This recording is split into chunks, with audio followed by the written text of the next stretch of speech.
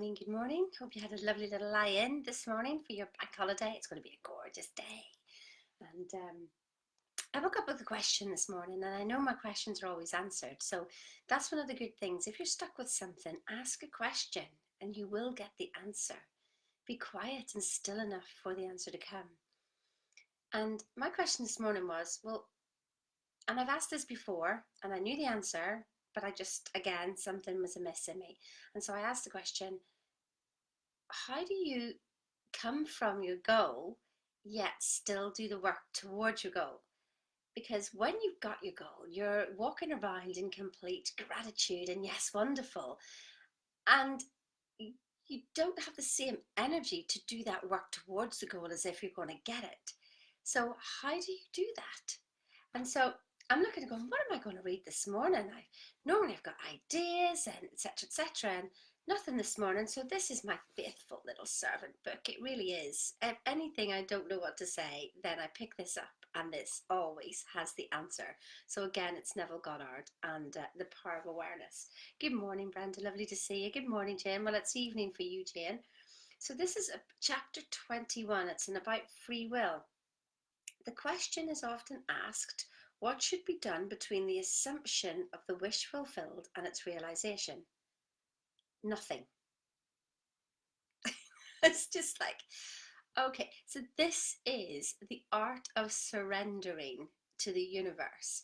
Isn't it funny how we think we're actually doing something. Now, if you think about who we truly are, we are the universe's highest form of creation.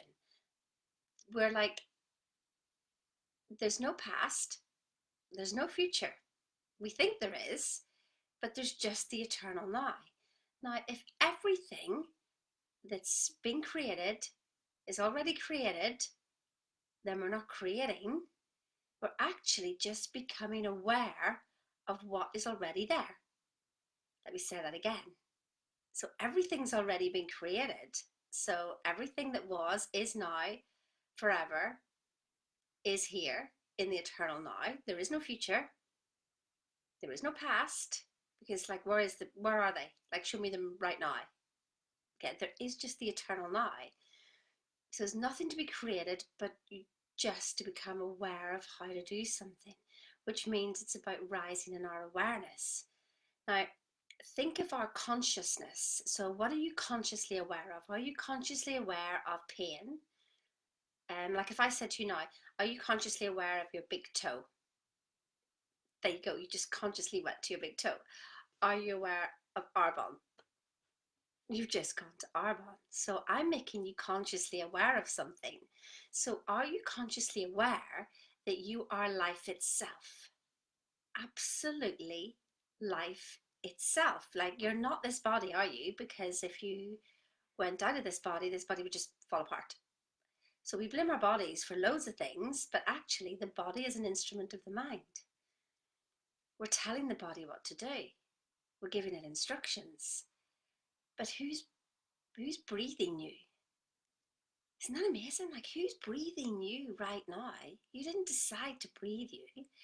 So therefore, if everything exists right now, we just need to become aware of it. So saying about our consciousness as it rises and what we are, we're like the cork in the water. So say you've got a bowl of water and the cork is here in that water. It can't do anything of itself, can it? It can't go higher. I mean, I could push it down, and if I let go of the pressure, it pops back up again, but it will only rise to the level of the water. So what if I rose my consciousness? What if I rose the water and put more new clean stuff, more new clean water in, and rose the consciousness and rose the water? What does the cork do? It rises as well, and it doesn't have to do anything. This is one of the things that, as you learn more and more and more, to get your head around the fact that you of yourself can do nothing. It is life itself that's doing it to you, but you're like the flow, the filter of it coming through. So what filters are going on in your mind? Do you have a filter of lack, anxiety, anger, resentment? Because then that's what's going to flow through you. Effects of themselves can do nothing because you're it's the cause. So come back to the cause, and cause is always thought. It is always thought. You may say, no, but this caused this caused this caused this. Yes, but go right back. What was the first cause? Like, what was the first cause of this Arbonne shake? Somebody thought about it. And then there were lots of causes and effects that made it happen and get it here to me. So what's going on in your life that you are messing around in the effects? The effects are evidence of your past thinking. So look at all this came from just one sentence. Just like free will. Let me read a bit more. So the question is often asked, what should be done between the assumption of the wish fulfilled and its realization? Nothing. It is a delusion that other than assuming the feeling of the wish fulfilled, you can do anything to aid the realization of your desire. You think that you can do something, you want to do something, but actually you can do nothing. The illusion of free will is to do, but ignorance of the law of assumption upon which all action is based. Everything happens automatically. Now, you're saying everything happens automatically. So we have a thermostat inside us, like a cybernetic mechanism. So say it's like the heating system. So say you set your heating system to 70 degrees and somebody opens the door, the temperature drops down to 65. The cybernetic mechanism comes on and puts the temperature back up and then stops again. You didn't have to do anything, it was automatic. It's the same on a plane. When a plane's going on a journey, when the automatic pilot is on, and then it goes off course, and the cybernetic mechanism kicks in, puts it back on course. Now, 98% of the time, apparently, they're off target. But they're still going forward. They're just getting some negative feedback to keep them on course. So we have a cybernetic mechanism inside us. It can be to do with finances. It could be to do with relationships. It could be to do with your job. It could be to do with anything, but it happens automatically. So if you say you earned more money, then you lost it all. See, what happens is when we start to get success and we start to get what we want, we stop doing all the work that got us there and we think, oh, I've got it now. But we fall back into a pattern that we already had before and we balance out at a certain pattern. So our body is going in a certain pattern. If you don't like the pattern, you need to break the pattern. And that's what the work that I do with Bob Proctor is help people break those patterns so you can create a new pattern. Now, the amazing thing that whenever we do this work is that you become aware of where you were before because you've risen in consciousness. So it's so funny to watch, because you will go through almost turmoil. When I say funny, I don't mean that horribly. I mean, I do it with compassion because the journey that I've been on and still go on and will always go on until we die, as you watch people break through a certain pattern, because first of all, you become aware of the pattern and you go, oh my God, was I thinking like that? Did I act like that? That's just so stupid. Why would you do that? But that's what happens. You don't see your pattern until you try to work through and get outside your pattern.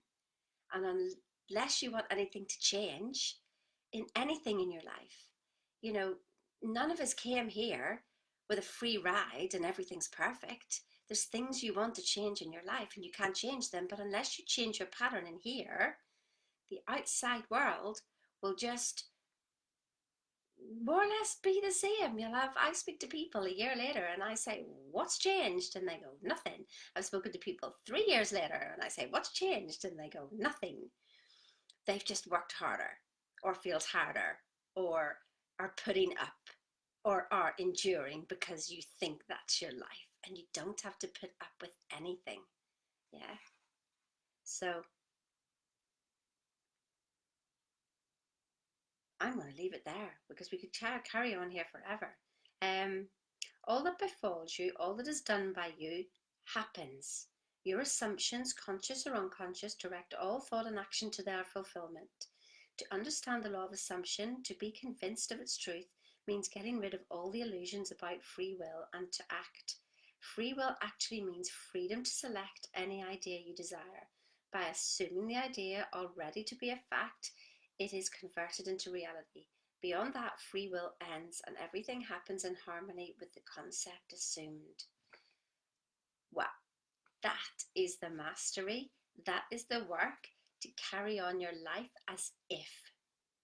There's a great book by Stella Adler, and I think it's called Act as If, or the Book of Acting or something, but just check out Stella Adler and act as if your wish is already fulfilled and coming from there. So the mastery is to let go and surrender and hold the vision in your mind of what it is that you've already got, because it was already given to you. You don't need to beg and plead. Like, how silly is that now when I think of prayer? Prayer, when we think, please give me this, please do the other. It's already been given to you. The story of the prodigal son. So whenever as soon as he turned around to go back to his father was there and met him and gave him everything. So as soon as we turn around and look at who we truly are as the universe's highest form of creation, God's highest form of creation, then we will start to think of a different premise, that how silly is that we think that these 2 pound brains here have got anything to do with anything except to just choose and make decisions and control the flow. So change your filter. If it's got any anxiety or whatever, change it to the filter of love, joy, peace, happiness, prosperity. That's the only words to think about. Love, joy, peace, happiness, prosperity. Isn't that what everybody wants? And change that filter and think of the energy that's flowing directly into you, which is pure, but it's coming through your mind and your programs and your paradigms in your body, and then it's going out. What is it? What is your filter? So you don't like what you see, you need to go back. The first cause is your thoughts. You'll feel them in your body, not just your thoughts. It's what you feel, because your thoughts are causing what you're feeling. Sometimes we think it's the other way around. Well, my feelings are causing my thoughts, but it all comes from a thought that was behind the feeling beforehand. Your body of itself does nothing remember that. It cannot, because as soon as you leave it, it falls on the floor, gone.